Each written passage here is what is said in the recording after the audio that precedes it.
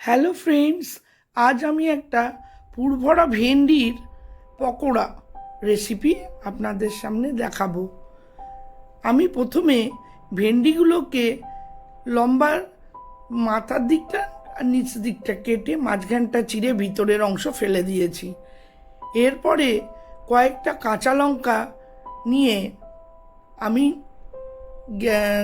শুকনো কড়াইতে গরম করে নিয়েছি। এরপর বাটিতে কাজু, কিশমিশ, নুন, ওই লঙ্কাটা যেটা তাওয়ায় নেড়ে নিলাম কড়াইতে, সেটা নিলাম, পরিমাণ মতো নুন, কাজু বাদাম, একটু সর্ষে, একটু পোস্ত পরিমাণ মতো দিয়ে, একটু মিষ্টি, সব কিছু দিয়ে সেটা আমি মিক্সিতে বেটে নিয়েছি।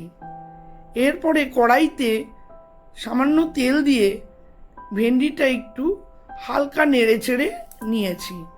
খুব বেশি ভাজিনি, খুব বেশি ভাজলে আবার নরম হয়ে যাবে, পেটের মধ্যে পুরগুলো ভরা যাবে না ঠিক করে।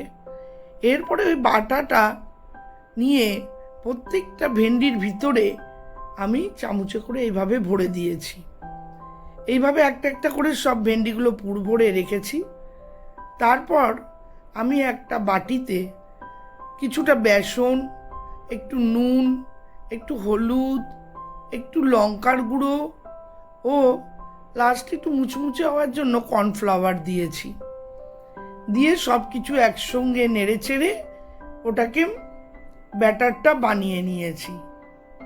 এদিকে কড়াইতে তেল গরম করতে দিয়েছি, দিয়ে ব্যাটারটা আমি মেখে নিয়েছি। ব্যাটারটা বেশ যেরকম দেখিয়েছি ওরকম, খুব পাতলাও না খুব মোটাও না, এরকম ব্যাটারটাকে জল দিয়ে তৈরি করে নিতে হবে। এরপরে কড়াইয়ের তেল গরম হয়ে গেলে ওই পুর ভরা ভেন্ডিগুলো ওই ব্যাটারে ডুবিয়ে আমি 3-4-5 পিস করে একসঙ্গে ভেজে ভেজে তুলে নিয়েছি। এরপরে 2 পিঠ উল্টিয়ে উল্টিয়ে ভেজেছি। ভাজার পর আমি ওটা তুলে নিয়েছি। আপনাদের কেমন লাগলো এই রেসিপিটি অবশ্যই সাবস্ক্রাইব করে দেবেন, লাইক শেয়ার করবেন, কেমন লাগলো কমেন্টসেও জানাবেন।